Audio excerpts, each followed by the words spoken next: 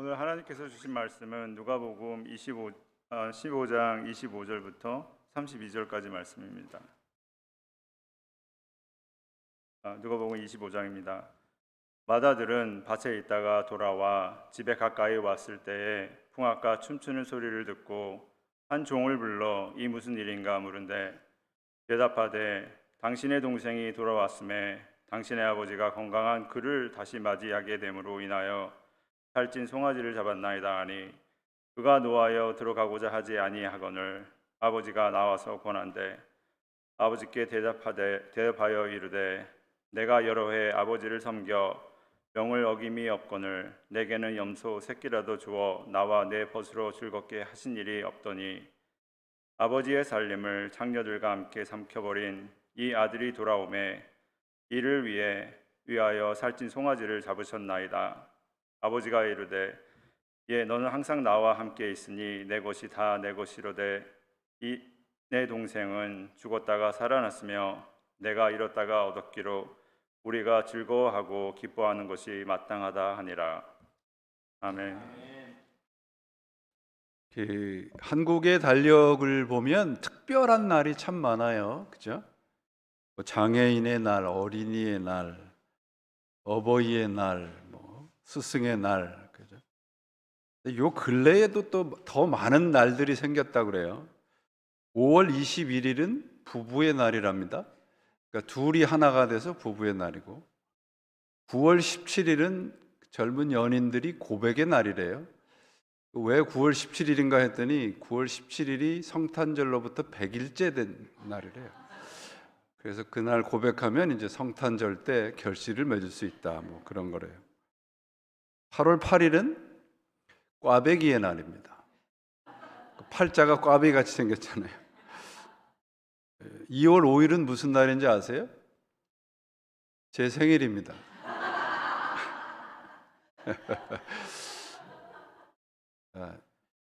왜 이렇게 특별한 날이 많은가 그러면 이날만 좀 유난스러워요. 그리고 그날이 지나가면 아무 일도 없었던 것처럼 조용해진단 말이죠. 5월 5일은 어린이날인데 미국은 어린이날이 매일매일이라 하지 않습니까? 지난주에 우리가 창립 감사 예배와 또 취임 예배를 드렸습니다. 이 날이 그냥 지난주가 특별한 한 날로 기억만 돼서는 안 될 것입니다. 일상을 회복해야 합니다. 이제 우리 함께 동행하기 위해서 이제 목적지를 정해야 합니다. 우리가 가야 할 목적지는 우리 아버지의 집입니다. 우리가 현재 있는 곳이 어디인가를 우리가 올바로 알고 아버지 집을 향해서 함께 걸어가야 합니다. 시인과 촌장이라는 한국의 듀엣이 있는데 그분들이 부른 노래가 풍경이라는 노래가 있는데요. 그 노래 가사가 이렇게 돼요. 세상 풍경 중에 제일 아름다운 풍경, 모든 것들이 제자리를 찾아가는 풍경. 우리들이 돌아가야 할 제자리는 어디인가요? 흔히 떠오르는 말이 이제 고향이라는 말입니다. 근데 그 고향이라는 말의 그 고자는 오래될 고자가 아니고요. 연유한다, 이유를 된다라는, 근거한다라는 고자입니다. 그러니까 고향은 뭐냐면 나의 본래의 모습, 원래의 나가 있는 곳이 고향이라는 말이에요. 본래 우리가 있었던 곳을 고향이라고 한다면 본래의 자리가 고향이라고 하면 그 본래의 자리는 생명이 있는 곳입니다. 바로 아버지의 집이죠. 그러므로 돌아가야 할 곳은 아버지의 집입니다.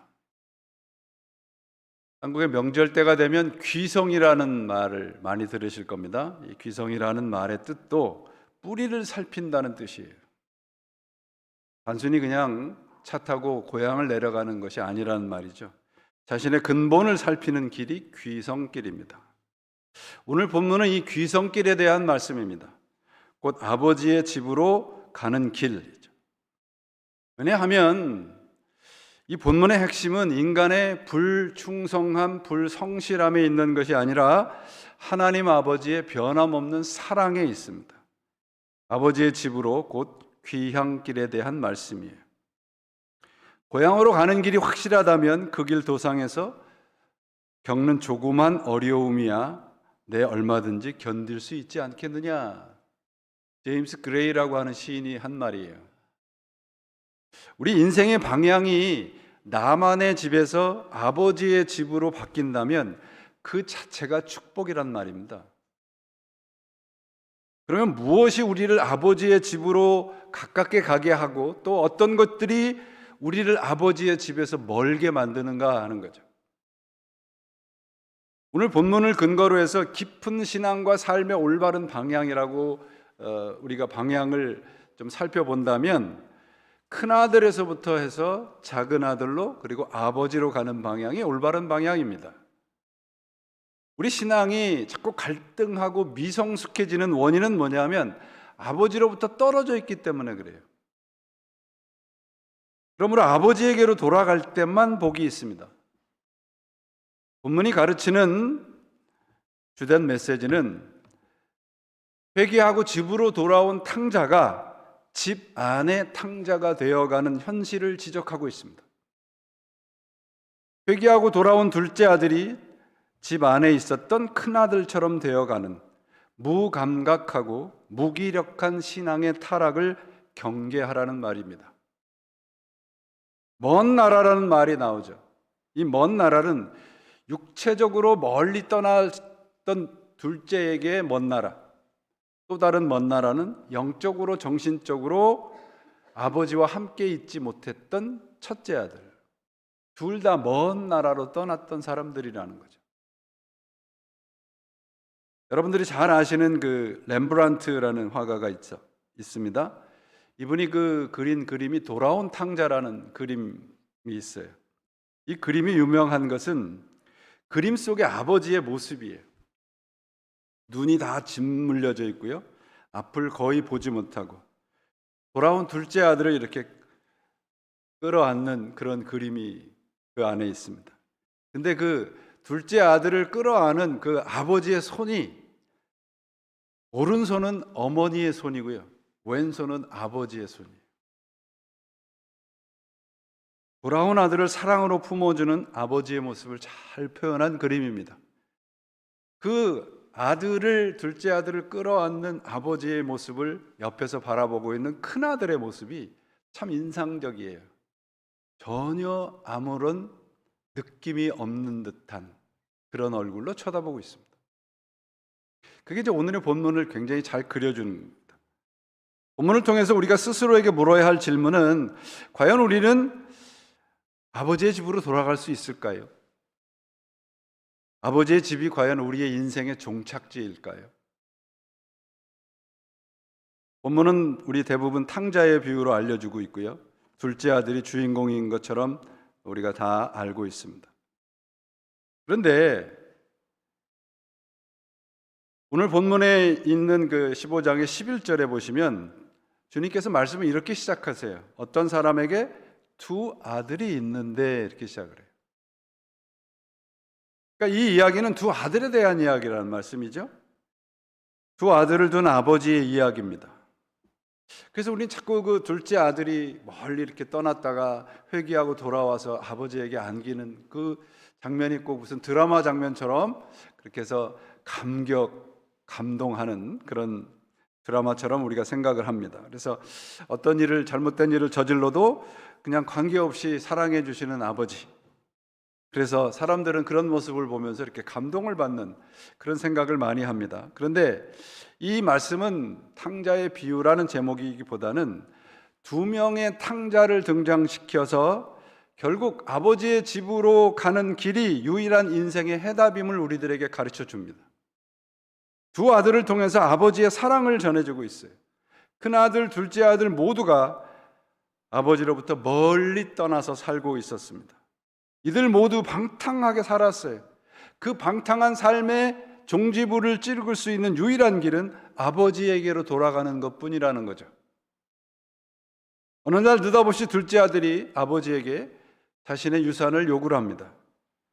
아버지, 지금 당장 나에게 해당한 유산을 주십시오.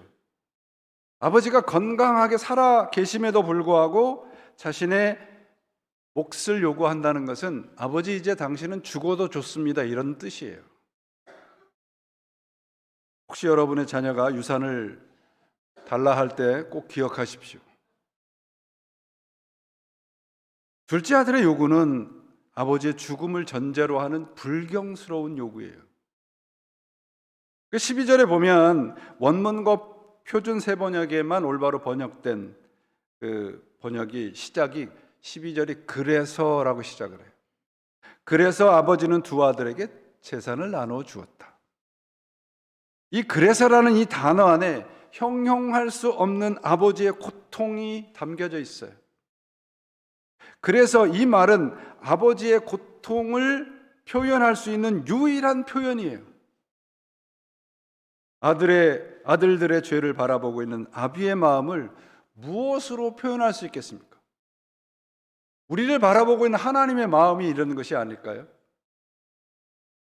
작은 아들에게만 재산을 준 게 아니고요, 큰 아들에게도 주었어요. 12절에 보시면 그 살림을 각각 나누어 주었다고 되어 있습니다. 큰 아들, 둘째 아들 다 자신의 유산을 받았습니다. 큰 아들은 아무 말도 하지 않았어요. 그러나 두 아들 모두 아버지의 존재를 부정한 겁니다. 여기에 등장하는 큰 아들이 그래서 고수예요. 둘째 아들을 살짝 이렇게 손가락질 해가지고 아버지를 부추긴 겁니다. 이건 저의 그 느낌이 아니고요, 성경 전체적으로 보면 둘째 아들이 그런 모습을 하고 있습니다. 두 아들 모두 아버지와 상관없이 살겠다고 선언을 합니다. 아버지 없는 사람으로 살겠다는 것이죠. 이러한 요구에 대한 아버지의 그 승낙은 죽음과도 같은 고통이었을 것입니다. 우리 많은 그리스도인들이 하나님을 아버지라 부릅니다. 하나님을 아버지라 부르면서 우리가 요구하는 것들은 무엇인가요? 한결같이 우리들은 내 몫을 달라고 합니다. 아버지를 위해서 우리가, 하나님을 위해서 이 정도 헌신했으니 그래도 이 정도는 대가로 주셔야지요 라고 하는 경우들을 봅니다. 내가 원하는 것을 줄 수 있는 존재로 우리는 하나님을 하나님으로 믿습니다. 그 하나님 아버지가 어떤 분인가를 알지 못하고 알려고 하지 않아요. 이런 신앙을 기복신앙, 무속신앙이라고 해요. 아버지와 함께하는 삶이 얼만큼 귀한가, 얼만큼 복된가를 모르고 살아갑니다. 아버지가 어떤 분인지, 그와 함께 사는 삶이 얼마나 복된 것인가를 알았던 다윗은 이렇게 고백하죠. 여호와의 집에 영원히 거하리로다. 신앙의 그리고 삶의 타락은 내 몫을 따지고 챙기기 시작할 때부터 시작됩니다.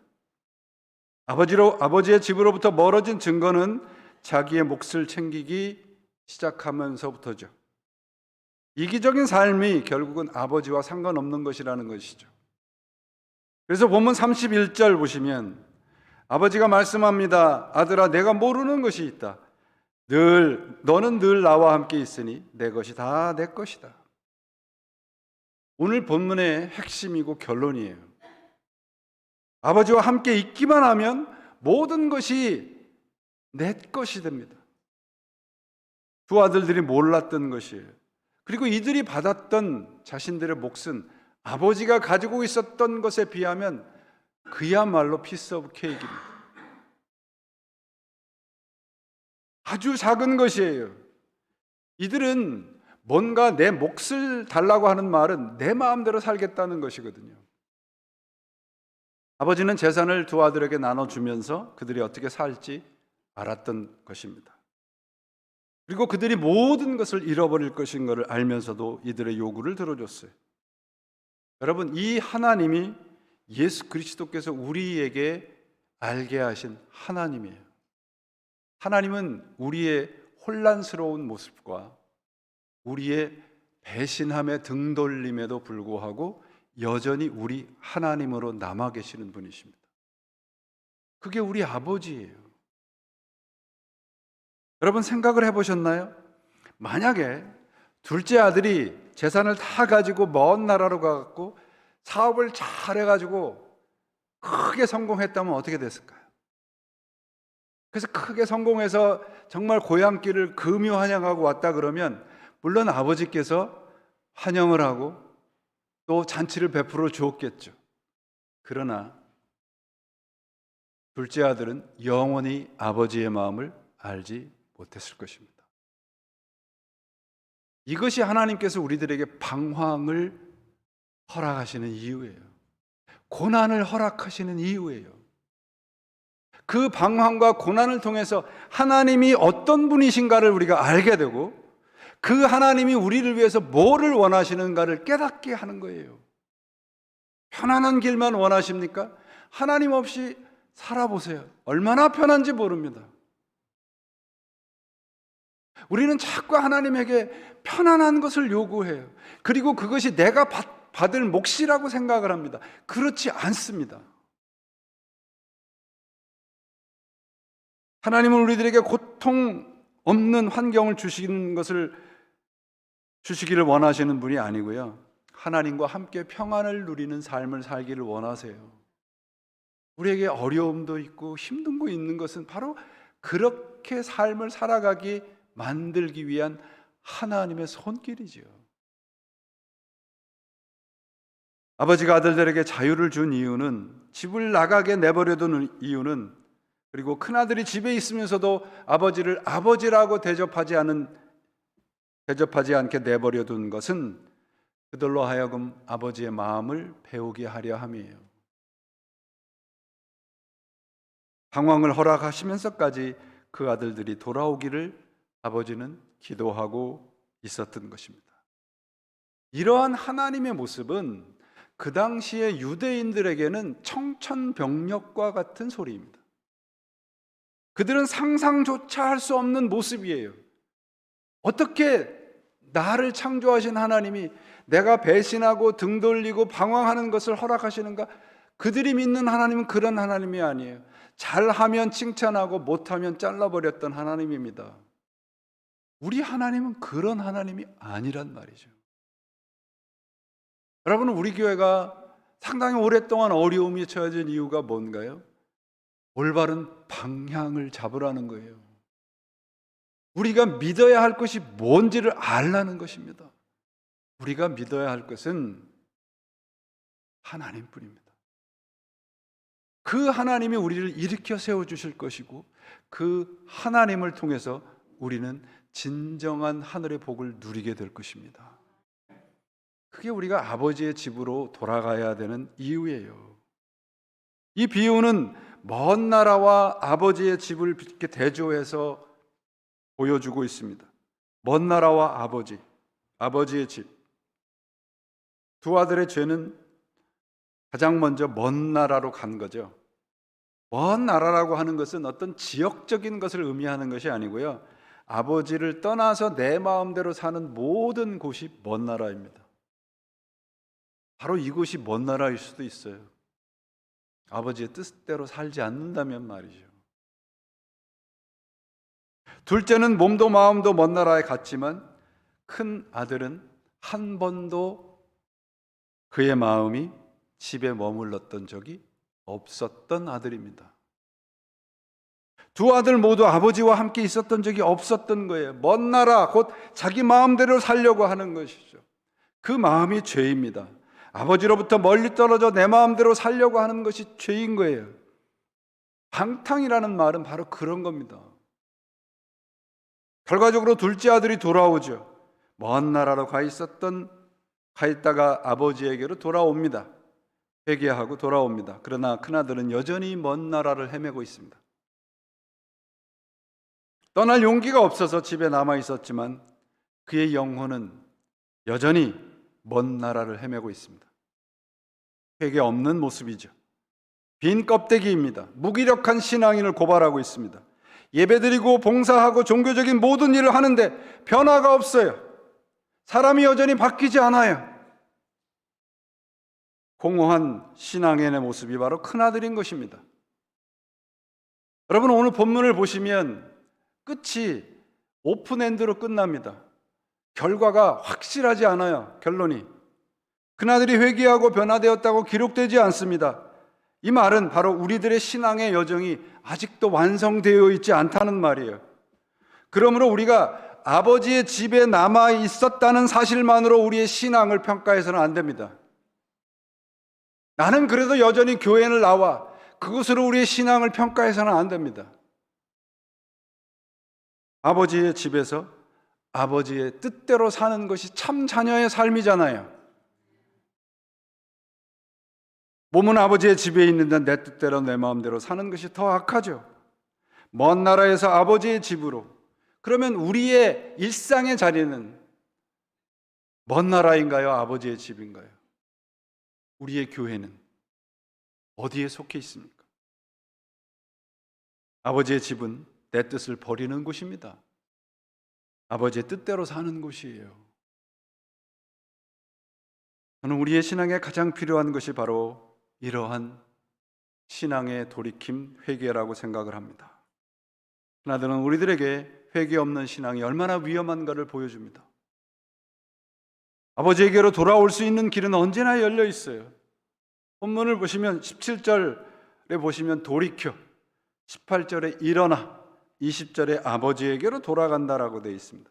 이 돌이켜라는 말은 자기 자신을 되돌아보고 자기 자신을 거울에 비춰본다는 뜻의 단어입니다. 내가 어떤 사람인지 어떤 존재인지 비로소 아는 거예요. 참으로 은혜스러운 것은 내가 아버지의 존재를 다시 찾았을 때, 그런 영적 감각이 회복되었을 때 우리 스스로는 하나님의 자녀라고 하는 것을 발견하게 됩니다. 하나님을 알아야 우리 자신을 알아요. 마틴 로이드 존스 목사님 그래서 회개를 뭐라고 얘기했냐면, 회개의 목적은 뭐냐? 하나님과 나의 관계 외에는 그 무엇도 중요하지 않다는 것을 깨닫는 것이다. 우리가 하나님에게로 돌아서는 순간 회복은 이미 시작됩니다. 돌이켜 일어나 아버지의 집으로 발길을 내딛는 순간 하나님 아버지의 집은 나의 집이 됩니다. 그것이 신앙의 복이에요. 저는 오늘날 이 많은 교회들의 문제가 교회 안에 이 큰아들과 같은 신자들이 많다는 것입니다. 회개하고 교회로 돌아와서는 큰아들과 같이 변화도 없고 그저 북바지 신자로 살아가는 겁니다. 큰아들과 같은 교회는 사랑이 없고 어둡고 침침합니다. 잘난 사람들은 많은데 죄인은 없는 이상한 공동체입니다. 여러분은 이런 공동체를 꿈꾸시지는 않으시겠죠? 이 비유에서 가장 문제가 되는 사람이 큰아들입니다. 탕자는 둘째 아들이 아니라 진짜 탕자는 큰아들이에요. 그는 한 번도 집을 떠난 적도 없고 아버지의 말씀을 어긴 적도 없어요. 지금 말로 하면 한 번도 주일 예배에 빠진 적도 없고 봉사도 열심히 해요. 근데 나는 변하지 않아요. 그는 아버지를 사랑하지 않았던 겁니다. 모든 일이 자기 자신의 의의를 쌓아 올리기 위한 것이죠. 그래서 동생이 돌아와서 잔치를 베푸는 것에 분노를 터뜨리는 거예요. 이것은 바로 그 당시에 타락한 종교를 예수님께서 경고하고 있는 겁니다. 그 본문의 저자인 앙드레 지드가 이 누가복음 15장의 이 탕자의 비유를 가지고 탕자 돌아오다라는 소설을 썼어요. 이 소설에서 아버지가 둘째 아들에게 물어요. 너는 왜 이 집을 떠났었느냐? 둘째 아들이 얘기합니다. 집을 떠났지 아버지를 떠난 것이 아닙니다. 저는 언제나 아버지와 함께 있었습니다.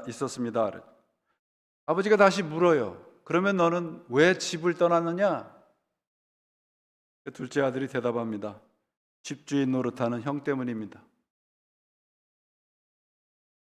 자기의 의로 가득 찬 큰형 첫째 아들을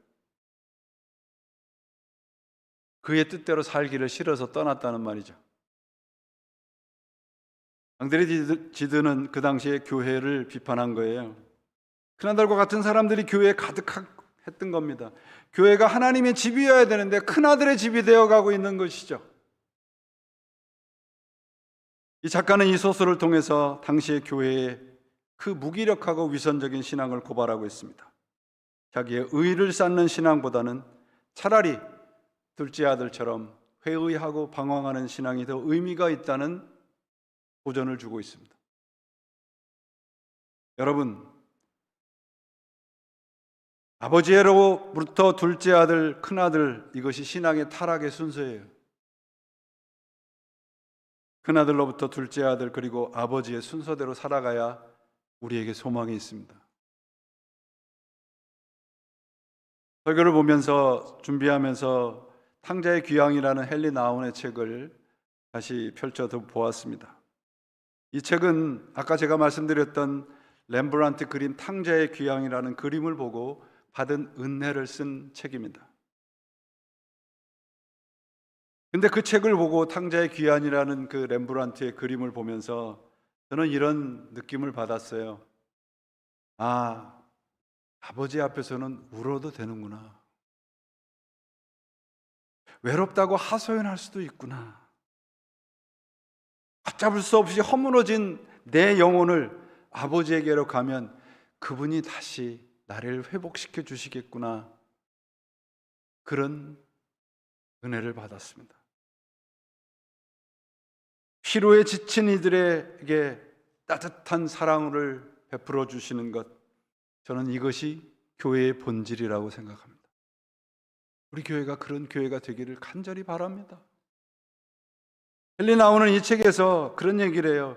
믿음이 성장하는데 둘째로 시작해서 큰아들을 지나 아버지로 가야 되는 것이 참된 신앙이라는 것이죠. 어떨 때는 우리가 정말 회개와 용서가 필요한 말 듣지 않는 둘째 아들처럼 살아갈 때도 있고요. 어떨 때는 분노와 상처에 휩싸여서 살아가는 큰아들과 같이 살아갈 때가 있습니다. 그러나 성숙해지게 된다면 아버지의 마음을 품게 되는 것이죠.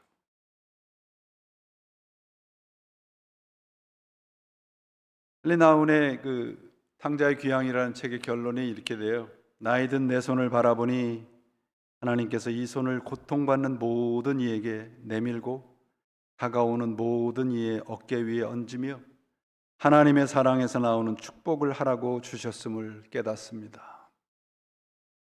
우리 서로서로에게 아버지의 사랑의 손길로 서로 어깨 동무하시는 우리 교회가 되시기 바랍니다.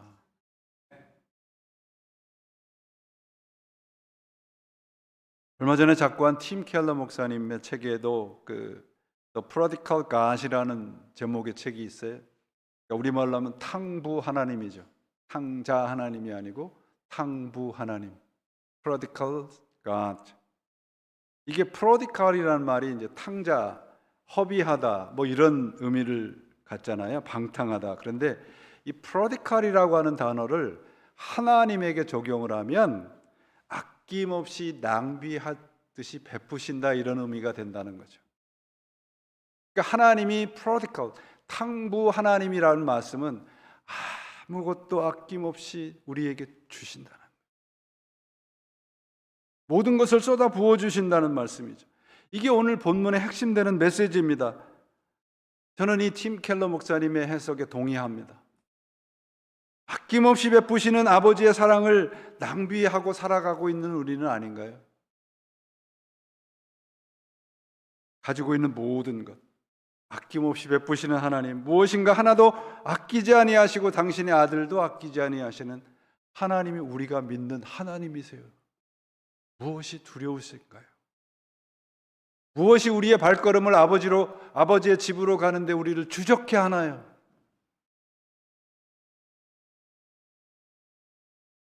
칼바르트라는 신학자가 있죠. 이분이